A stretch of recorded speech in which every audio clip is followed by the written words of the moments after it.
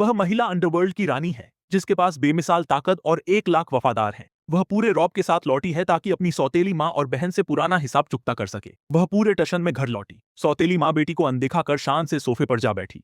वे दोनों गुस्से से लाल हो गईं, पर तभी उस महिला ने झपट कर सौतेली बहन को दबोच लिया। वह माँ के सामने ही उसे मारने वाली थी। गनीमत रही कि माँ ने उसे धक्का देकर बचा लिया। सौतेली बहन चिल्लाई कि 3 साल पहले उसे निकाला था, फिर भी वह वापस आने की जुर्रत कैसे कर पाए? यह तो मौत को दावत देना है।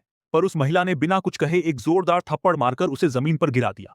वह सन्न रह गई, पर अगले ही पल महिला ने उसे एक और तमाचा का जड़ दिया। सौतेली बहन गुस्से से पागल हो गई और उसने फौरन बॉडीगार्ड्स को बुलाया। उनके आते ही उसने हुक्म दिया कि इसकी टांगें तोड़कर कुत्तों को खिला दो, लेकिन बॉडीगार्ड्स ने उसकी एक न सुनी, क्योंकि पुराने गार्ड्स को उस महिला के आदमियों ने पहले ही निपटाकर उनकी जगह ले ली थी। अब महिला ने आदेश दिया कि सौतेली माँ और बहन दोनों की टांगें तोड़ दी जाएं। आदमी उन पर टूट पड़ने को तैयार थे। सौतेली माँ ने गिड़गिड़ाकर रहम की भीख मांगी, पर उन्होंने अनसुना कर दिया। लेकिन ठीक जैसे ही वे उनकी टांगें तोड़ने वाले थे, तभी पिता अचानक आ गए। सौतेली माँ ने देखा शाप आप, और तुरंत जाकर उसके पिता से शिकायत की कि घर आते ही उसने कोहराम मचा दिया। न सिर्फ उन्हें पिटवाया बल्कि अब उनकी टांगें भी तोड़ने वाली हैं। पिता ने गुस्से में उसे घुटनों पर बैठने को कहा। सौतेली माँ और बहन से माफी मांगे जब तक वे माफ न कर दें, पर उसने साफ मना कर दिया। पिता ने गुस्से में उस पर हाथ उठाना चाहा, पर उसने उनका हाथ पगडीडी डाहकर एक ही बार में उन्हें जमीन पर गिरा दिया। पिता ने देखा कि वो नहीं जीत पाएंगे तो डरकर भाग खड़े हुए। उसने भी बिना वक्त गंवाए सबको पीटना शुरू कर दिया और सौतेली माँ बेटी का बुरा हाल कर दिया।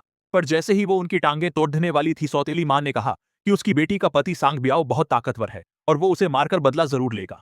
पर उसने सौतेली माँ को एक थप्पड़ दांत मारकर गिरा दिया और उसकी बेटी को पग ढककर सांग ब्याओ के पास ले गई। सौतेली बहन ने कहा कि वो अपने पति से गुंडे बुलवाकर उसे मरवा देगी, पर वो बिल्कुल नहीं डरी। उसने फोन निकालकर उसे कॉल करने को कहा और चेतावनी दी कि सांग ब्याओ से कहना ज्यादा आदमी लेकर आए वरना लड़ने में मजा नहीं आएगा। फिर वो उसे घसीटते हुए सांग ब्याओ के इलाके में ले गई। उधर सांग ब्याओ ने 1 लाख गुंडे जमा कर लिए थे और बता रहा था कि उस औरत को कैसे मारना है भी। अचानक एक स्टूल सीधा सांग ब्याओ पर आ गिरा और फिर वो सौतेली बहन को घसीट